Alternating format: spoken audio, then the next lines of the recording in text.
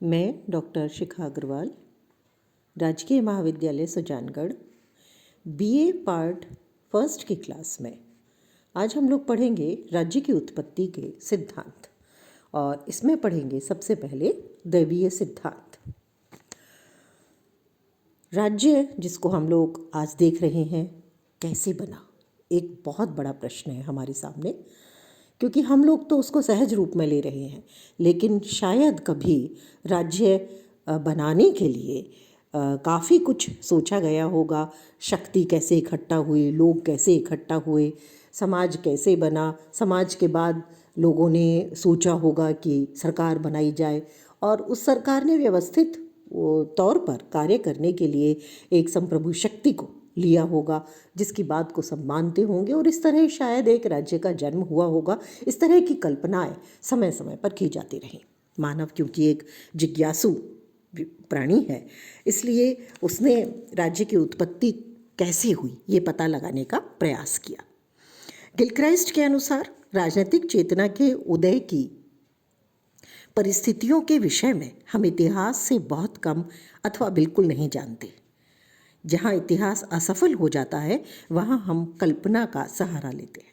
तो इस तरह से राज्य का संगठन कैसे बना, इसके बारे में कुछ सिद्धांतों का प्रतिपादन अलग अलग समय पर किया गया। राज्य जो है उसका राजनीतिक संगठन क्यों है, मनुष्य उसके सामने या मानव उसके सामने क्यों झुक जाता है, उसकी प्रभुत्व शक्ति कहाँ से आई, उसके प्रभुत्व शक्ति की क्या सीमाएं हैं, ये बहुत सारे ऐसे प्रश्न थे जिनके संबंध में अलग अलग विचारकों ने अलग अलग दृष्टिकोण प्रकट किया, अलग अलग विचार प्रकट किए और इसी के आधार पर राज्य की उत्पत्ति के कई सिद्धांत प्रचलित हुए। जो प्रमुख सिद्धांत हैं जिनको हम भी पढ़ेंगे उसमें आता है राज्य की उत्पत्ति का दैवीय सिद्धांत, शक्ति सिद्धांत, सामाजिक समझौता सिद्धांत, ऐतिहासिक या विकासवादी सिद्धांत। आज की क्लास में हम लोग पढ़ेंगे राज्य की उत्पत्ति का दैवीय सिद्धांत। जैसा कि नाम से पता चलता है, दैवीय का मतलब है ईश्वरीय। ये सबसे पहला और सबसे प्राचीन सिद्धांत है। इसमें माना गया कि राज्य की उत्पत्ति मानव ने नहीं की, बल्कि ईश्वर ने इस दैवीय संस्था का निर्माण किया है।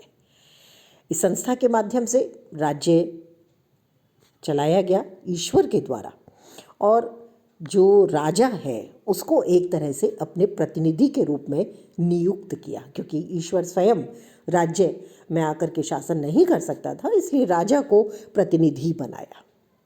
और क्योंकि राजा ईश्वर का प्रतिनिधि है इसलिए वो ईश्वर के प्रति ही उत्तरदायी है। तो मानवीय कृति नहीं है, ईश्वर ने बनाया है, इसलिए जो प्रतिनिधि है वो भी ईश्वर के प्रति उत्तरदायी होगा और जो जनता है उस राज्य की वो उस ईश्वर के प्रतिनिधि की आज्ञा का पालन करेगी। तो ये चीज़ें मुख्य रूप से दैवीय सिद्धांत में आती है। इसके प्रमुख जो तत्व हैं उसको हम देखेंगे। सबसे पहला तत्व है राज्य शक्ति का जो प्रादुर्भाव है वो ईश्वर के द्वारा हुआ है। ईश्वर राजा को शक्ति प्रदान करता है। दूसरी बात आती है राज्य मानवीय नहीं है, मानव ने नहीं बनाया, बल्कि ईश्वरीय सृष्टि है, ईश्वर ने इसको बनाया है। तीसरी बात जो मुख्य रूप से इसमें हमारे सामने आती है वो है जिस प्रकार ईश्वर जो कुछ करता है वो अपनी सृष्टि के हित के लिए करता है, उसी प्रकार राजा के सभी कार्य ठीक होते हैं, न्याय संगत होते हैं और आवश्यक रूप से जनता के हित में होते हैं। यानी राजा कभी गलत नहीं हो सकता, ये बात दैवी सिद्धांत मानता है। क्यों नहीं हो सकता? क्योंकि राजा ईश्वर का प्रतिनिधि है और राज्य ईश्वरीय कृति है। तो इस तरह से राजा जो भी कार्य करेगा जनता को उसके विरुद्ध बोलने का अधिकार नहीं है। अगली बात आती है जो राज्य सत्ता है वो लोकतांत्रिक नहीं है बल्कि पैतृक है।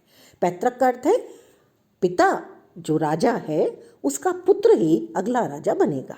तो इस तरह से पिता के बाद पुत्र उसका अधिकारी होगा, तो पैतृक सत्ता है। और एक और तत्व जो इसमें दिखाई देता है वो है राजा प्रजा के प्रति उत्तरदायी न होकर के ईश्वर के प्रति उत्तरदायी है और राजा की विधि की जो शक्ति है उसका विरोध कोई नहीं कर सकता। वो अगर कोई विरोध करता है तो वो पाप करता है। क्यों? क्योंकि राजा किसका प्रतिनिधि है? ईश्वर का प्रतिनिधि है, तो उसकी सत्ता का विरोध एक तरह से ईश्वर की सत्ता का विरोध है, तो इसलिए उसकी सत्ता का विरोध करना पाप माना गया है। तो इस तरह से ये हुए इसके आधारभूत तत्व। अब आते हैं इस सिद्धांत का विकास कैसे हुआ, इसका समर्थन किस किसने किया। तो ऑस्ट्रेलियन लेखक जैलिनेट ने माना कि दैवी सिद्धांत जो है ये राज्य की उत्पत्ति का सबसे प्राचीन सिद्धांत है और मानवीय इतिहास के में लंबे समय तक राज्य को ईश्वरीय कृति माना जाता रहा। जो धर्म ग्रंथ हैं अलग अलग धर्मों के, उनमें भी राज्य की उत्पत्ति को दैवीय माना गया है। सबसे पहले हम यहूदी धर्म ग्रंथ ओल्ड टेस्टामेंट में इसको देखते हैं और इसमें राजा को ईश्वर का प्रतिनिधि मानते हुए कहा गया है कि राजा केवल ईश्वर के प्रति उत्तरदायी होता है। ईसाई धर्म ग्रंथ बाइबल, नाम सबने सुना होगा, बाइबल में भी प्रत्येक आत्मा को उच्चतर शक्तियों के अधीन रहना चाहिए ऐसा कहा गया है। क्यों? क्योंकि ईश्वर की शक्ति के अतिरिक्त अन्य कोई शक्ति नहीं है। सभी सांसारिक शक्तियाँ ईश्वर द्वारा दी गई हैं, इसलिए जो भी कोई उसकी अवज्ञा करता है वो ईश्वर की आज्ञा की अवज्ञा करता है, और जो लोग ईश्वर का आदेश नहीं मानते उन पर ईश्वर का शाप गिरेगा, ऐसा ईसाई धर्म ग्रंथ बाइबल में कहा गया है। हम अगर भारतीय धर्म ग्रंथों को देखें तो महाभारत है, मनुस्मृति है, जो अर्थशास्त्र है कौटिल्य का, शुक्र नीति सार है, इनमें भी राजा को 8 देवताओं के अंश से निर्मित माना गया है और राजा को महत्वपूर्ण माना गया है। हालांकि भारतीय चिंतन धारा में अगर हम देखें तो राजा को दंड से परे नहीं रखा गया, वो भी धर्म के अधीन है और उसे धर्म के अधीन रहते हुए दंड भी मिल सकता है, लेकिन उसके बावजूद भी वो 8 देवताओं के अंश से निर्मित है। अगर हम मिस्र, फारस, चीन और जापान की प्राचीन स्थितियों को देखें तो वहाँ भी राज्य की दैवीय उत्पत्ति में लोग विश्वास करते थे। मिस्र में राजा को सूर्यपुत्र माना जाता था, तो जापान में जापानी लोग अपने राजा को मिकाडो यानी सूर्य का पुत्र मानते हैं। प्राचीन यूनानी साहित्य में दैवीय सत्ता के प्रसंग मिलते हैं। प्रसिद्ध जो कवि होमर हैं यूनान के, उन्होंने अपनी प्रसिद्ध कृति इलियड में, जो इलियड उनकी प्रसिद्ध कृति है, उसमें राज्य सत्ता को दैवीय माना है।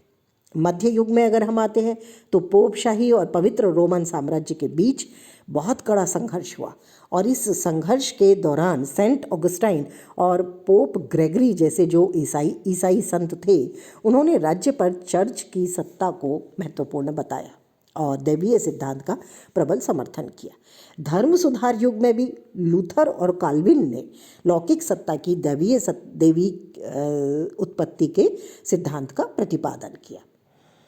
तो हम अगर इसको देखें तो काफ़ी हद तक हमें दैवीय सत्ता का समर्थन लंबे समय तक देखने को मिलता रहा। सबसे ज़्यादा जो समर्थन इसमें हम देखते हैं वो है 17वीं सदी में स्टुअर्ट राजा जेम्स प्रथम का।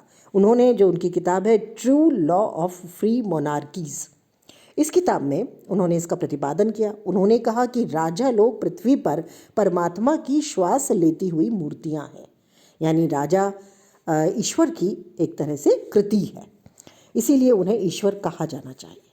ये भी कहा उन्होंने कि राजा कभी बुरा नहीं हो सकता, अत्याचारी नहीं हो सकता। अगर वो अत्याचारी भी है तो इसका अर्थ है कि ईश्वर ने उसे जनता को उसके पापों का दंड देने के लिए भेजा है, और यदि जनता ऐसे राजा से छुटकारा पाने की कोशिश करेगी तो ये कार्य पूरी तरह से अनुचित और कानून विरुद्ध होगा। इसी तरह से एक स्थान पर इसी पुस्तक में वो लिखते हैं, एक दुष्ट राजा के आचरण की जांच भी ईश्वर के द्वारा की जा सकती है। कोई भी मानवीय सत्ता राजा की सत्ता की जांच नहीं कर सकती। तो इस तरह से राजा को एक बेहद शक्तिशाली ईश्वरीय प्रतिनिधि माना गया, जिसकी सत्ता ईश्वर ने स्वयं दी है और राज्य को ईश्वर ने बनाया है। लुई 14वें के स्वेच्छाचारी राज्य का समर्थन किया गया। बूजे नामक एक विचारक ने बताया, राजतंत्र सर्वोत्तम प्रकार का राजनीतिक संगठन है और राजा का राज्य में वही स्थान है जो पिता का कुटुंब में। राजा ईश्वर का प्रतिनिधि है। इस तरह से हम देखें तो राजा को बहुत ज़्यादा महत्वपूर्ण माना गया, और इस आधार पर राजा जो था वो बेहद अत्याचारी हो गए और अपने आप को ईश्वरीय प्रतिनिधि मानने लगी। और मध्य युग में जब अरस्तुवाद बहुत ज़्यादा प्रभावित हुआ यूरोप में, तो उस समय पोप और चर्च की जो सत्ता थी उसको राज्य की सत्ता से चुनौती मिलने लगी, और तब इसका पतन होना शुरू हुआ। क्योंकि उस समय तक कुछ वैज्ञानिक आविष्कार भी हुए और उन वैज्ञानिक आविष्कारों के माध्यम से कुछ हद तक ये स्थापित होने लगा कि चर्च जो है वो पूरी तरह से ईश्वरीय नहीं है, राजा पूरी तरह से प्रतिनिधि नहीं है। तो इसका पतन शुरू होता है। तो उसके पतन के कारणों को देखेंगे हम। पहला कारण है वैज्ञानिक प्रवृत्ति और विवेक का उदय, क्योंकि वैज्ञानिक प्रवृत्ति सामने आने लगी थी। गैलीलियो थे, कोपर्निकस थे, उन्होंने सौर मंडल के बारे में बताना शुरू किया, दूरबीन का आविष्कार हो गया और बहुत सारी चीज़ें इस तरह की आई वैज्ञानिक प्रवृत्ति जिससे सामने आने लगी। अंधविश्वास खत्म होने लगे और अंधविश्वास पर आधारित राज्य की जो दैवीय उत्पत्ति थी उस सिद्धांत का भी अंत हुआ। दूसरी बात आती है राज्य की उत्पत्ति के संबंध में सामाजिक समझौता सिद्धांत सामने आने लगा। इसके अनुसार मानव ने अपनी आवश्यकता के अनुसार राज्य को निर्मित किया है। जो परिस्थितियां थी उनसे छुटकारा पाने के लिए, चाहे वो हम अभी पढ़ेंगे सिद्धांत को आगे तो हम देखेंगे हॉब्स के अनुसार प्राकृतिक अवस्थाएं बहुत बुरी थी, तो उस बुरी अवस्था से छुटकारा पाने के लिए समझौता किया, या जॉन लॉक के अनुसार बहुत अच्छी परिस्थितियां थी लेकिन कानून एक नहीं था, कानून लागू करने वाला एक नहीं था, न्याय करने वाला एक नहीं था, तो उस परिस्थिति को हटा करके एक सर्वमान्य सत्ता लाने के लिए किया गया, या रूसो के अनुसार एक सामान्य इच्छा के कारण किया गया, वो बात अलग है। लेकिन सामाजिक समझौता सिद्धांत आने लगा था। इसके साथ साथ धार्मिक आंदोलन शुरू हुए यूरोप में, और उसके कारण चर्च और राज्य की सत्ता को अलग करने की कोशिश की गई, और अंततः धर्म और राज्य को अलग कर दिया गया, धर्मनिरपेक्षता आने लगा। इससे भी दैवीय सिद्धांत का पतन हो गया। चौथा कारण माना जाता है लोकतंत्रात्मक शासन की जो अवधारणा है वो प्रचलित होने लगी। जैसे जैसे जनता का वर्चस्व बढ़ने लगा, लोकतंत्र आने लगा, अधिकारों की मांग आने लगी, वैसे वैसे निरंकुश शासन का विरोध होने लगा और दैवीय सत्ता का खंडन होने लगा। और उसके साथ साथ देखिए बहुत सी क्रांतियाँ हुई, जैसे 1688 की इंग्लैंड की क्रांति हुई, 1776 की अमेरिका की क्रांति हुई, 1789 की फ्रेंच क्रांति हुई। तो इनके माध्यम से दैवीय सिद्धांत जो था वो पूरी तरह से खत्म हो गया और उसके स्थान पर व्यक्ति के मौलिक अधिकार सामने आए, लोकतंत्र सामने आया, प्रजातांत्रिक शासन प्रणालियाँ सामने आने लगी, और इस तरह से जो दैवीय सिद्धांत था वो एक तरह से खत्म हो गया।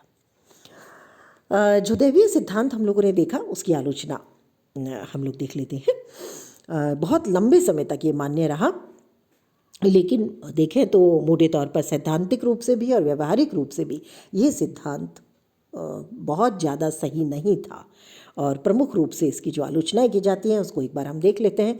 सबसे पहली जो आलोचना की जाती है वो ये है कि राज्य दैवीय नहीं है बल्कि मानवकृत है, मानवीय संस्था है। क्योंकि जो आधुनिक खोज हुई उनसे ये पता चला कि धीरे धीरे मानव ने इसका विकास किया है, अपनी परिस्थितियों के अनुसार उसने सत्ता बनाई और सत्ताओं में भी परिवर्तन धीरे धीरे होता रहा। तो राज्य की प्रकृति जो है वो व्यक्ति की प्रकृति के कारण है। मनुष्य स्वभाव से एक सामाजिक प्राणी है, समुदाय में रहता है, संगठन में रहता है, और संगठन में रहने के कारण राज्य बना और उसी के आधार पर सत्ता बनी, उसी के आधार पर सरकार बनी, उसी के आधार पर संप्रभुता बनी। गिलक्राइस्ट कहते हैं ये धारणा कि परमात्मा इस या उस मनुष्य को राजा बनाता है अनुभव और साधारण ज्ञान के सर्वथा प्रतिकूल है, यानी ये उचित कहना नहीं है। दूसरी आलोचना आती है इसमें कि राजा निरंकुश बन जाएगा, क्योंकि हम अगर उसे ये कह दें, जैसा हमने परिभाषाएं पढ़ी, हमने कहा कि वो ईश्वर की मूर्ति है, एक तरह से ईश्वर द्वारा बनाई हुई मूर्ति है, तो अगर हम ऐसा मान लेते हैं तो राजा पूरी तरह से स्वेच्छाचारी हो जाएगा, निरंकुश हो जाएगा, व्यक्ति की जो स्थिति है समाज में, राज्य में, वो बिल्कुल खत्म हो जाएगी। राजा जो कहेगा वही बात अंततः उसको माननी पड़ेगी, लेकिन ऐसा नहीं है। ईश्वरीय प्रकोप से डरा करके निरंकुशता लादना उचित नहीं है, और इसीलिए इस सिद्धांत को बहुत ज़्यादा बाद में मान्यता नहीं मिली। जैसे जैसे प्रजातांत्रिक क्रांतियाँ हुई ये सिद्धांत भी खत्म होता चला गया। अगली बात आती है इसमें अतार्किक सिद्धांत है ये, क्योंकि हमारी साथ जो धारणा है धार्मिक ग्रंथों में ईश्वर के संबंध में, उसमें ईश्वर को अच्छा बताया गया है। और ऐसी स्थिति में यदि राजा ईश्वर का प्रतिनिधि है तो राजा भी अच्छा होगा, ये मान के चलते हैं। लेकिन जैसा कि इतिहास में हम ऐसे राजाओं को देखते हैं जिन्होंने बहुत ज़्यादा अमानवीय अत्याचार किए हैं, निर्दयी कार्य किए हैं, तो ऐसा राजा कभी भी ईश्वर का प्रतिनिधि नहीं हो सकता। तो इसलिए अतार्किक सिद्धांत है ये, और अतार्किक सिद्धांत होने के कारण भी हम इसकी आलोचना को यहाँ देखते हैं। अगला आता है, ये एक रूढ़िवादी धारणा पर आधारित है। अगर हम देखें तो धर्म बता करके, ये दैवीय इच्छा बता करके उसे पवित्र बनाने का प्रयास किया गया, लेकिन मानव का जो व्यक्तित्व है वो ऐसा नहीं है। राज्य का निर्माण ईश्वर ने किया है। अगर ऐसा हम मान लें तो राज्य में परिवर्तन करने का हमें कोई अधिकार ही नहीं है, जबकि हम देखते हैं उसकी सीमाएं भी परिवर्तित होती है, एक राज्य दूसरे राज्य को विजित भी करता है। तो ऐसी स्थिति में हम उसे ईश्वरीय कृत्य नहीं मान सकते। अगला आता है, ये अवैज्ञानिक धारणा पर आधारित है, क्योंकि विकासवादी सिद्धांत जो डार्विन का था उसने बताया कि विश्व में कोई भी वस्तु ईश्वर द्वारा निर्मित नहीं है, बल्कि ऐतिहासिक तौर पर विकास का परिणाम है। तो ऐसी स्थिति में राज्य भी विकास का ही परिणाम है, ये वैज्ञानिक रूप से सही बात नहीं है। फिगिस ने इस बारे में कहा, ये सिद्धांत केवल आस्था के आधार पर स्वीकार किया जा सकता है, तर्क के आधार पर इसे स्वीकार नहीं किया जा सकता। अगर हम वर्तमान परिस्थितियों में भी इसे देखें तो ये कतई कारगर नहीं है, अप्रासंगिक है पूरी तरह से, क्योंकि आज हम प्रजातांत्रिक देश में रहते हैं, प्रजातांत्रिक विश्व में राज्य है, सारे निर्वाचन होते हैं। राजा, जिसे हम प्रधान कहते हैं या शासक कहते हैं, वो निर्वाचन के माध्यम से आता है। और ऐसी स्थिति में हम ये नहीं मान सकते कि जो भी हमारा शासक है, जो भी हमारा प्रधान है, वो ईश्वर की कृति है, इसको नहीं माना जा सकता। और अगर हम इसको मान लें तो फिर हमारे अधिकार बेमानी हो जाते हैं, क्योंकि किसी भी प्रजातांत्रिक देश में व्यक्ति के अधिकार बहुत मायने रखते हैं। अगर हम नास्तिकों की बात करें जो ईश्वर में विश्वास नहीं करते, वे ऐसे राज्य को स्वीकार नहीं करेंगे, ऐसे राजा को भी स्वीकार नहीं करेंगे, क्योंकि जो ईश्वर की ही सत्ता को नहीं मानता वो ईश्वर की कृति को कैसे मानेगा, उसकी रचना को कैसे मानेगा, उसकी सृष्टि को कैसे मानेगा। तो ऐसी स्थिति में नास्तिक जो है, जो ईश्वर को नहीं मानते, वो राजाज्ञा का पालन नहीं करेंगे। इसके साथ साथ ये जो सिद्धांत है ये धार्मिक ज़्यादा है, राजनीतिक कम है। ईश्वर क्या है, उसके अधिकार क्या है, ये सारे प्रश्न जो हैं ये धर्म से संबंधित हैं, ये राजनीति से संबंधित नहीं है। ईश्वर का संबंध धर्म से है, राजनीति से नहीं है। और जब राजनीति और धर्म का पृथक्करण शुरू हुआ तो दैवीय सिद्धांत की भी आलोचना होनी शुरू हुई, और इस तरह से दैवीय सिद्धांत समाप्त हो गया। रिचर्ड हुकर कहते हैं, धर्म का संबंध मनुष्य के विश्वास से होता है। राजनीतिक बातों के संबंध में मनुष्य को अपनी विवेक बुद्धि पर निर्भर करना चाहिए, विश्वास पर नहीं। तो इस तरह से दैवीय सिद्धांत जो है ये कोई बहुत अच्छी व्याख्या प्रस्तुत नहीं कर सका, लेकिन इसके बावजूद भी लंबे समय तक राज्य की उत्पत्ति के सिद्धांत के तौर पर इसकी मान्यता बनी रही। इसका अपना महत्व भी है, ऐसा हम नहीं कह सकते कि इसका महत्व नहीं है, क्योंकि प्राचीन काल में मनुष्य अपने जीवन के प्रत्येक अंग को धर्म से जुड़ा हुआ देखता था, इसलिए उस समय ये सिद्धांत बहुत महत्वपूर्ण था। लोगों को इस सिद्धांत के माध्यम से व्यवस्था के प्रति आज्ञा पालन करना सिखाया गया, अराजकता को रोकने की स्थिति बनी इसके माध्यम से। गिलक्राइस्ट कहते हैं, ये सिद्धांत चाहे कितना ही गलत और विवेक शून्य क्यों न हो, अराजकता के अंत का श्रेय निश्चित रूप से इसको जाता है। प्राचीन काल में जब तक धार्मिक कानून का डरावना रूप मनुष्य के मन को आज की अपेक्षा अधिक भाता रहा, तब तक दैवीय उत्पत्ति का ये सिद्धांत बनाए रखने के एक साधन के रूप में बड़ा उपयोगी था। यानी काफ़ी हद तक इसने लोगों को अनुशासित किया, लोगों को इसने अराजकता से दूर रखा, इसने राज्य सत्ता के महत्व को लोगों को समझाया और एक तरह से आज्ञा पालन का पाठ पढ़ाया। तो राजा ईश्वर का प्रतिनिधि नहीं है, लेकिन ये जरूर है कि वो, उसकी नैतिक जिम्मेदारी है कि वो जनता के प्रति अपने दायित्वों को पूरा करे, उनका ढंग से पालन करे। तो ये दैवीय सिद्धांत का महत्व है। आज के लिए इतना ही, अगली क्लास में फिर मिलेंगे।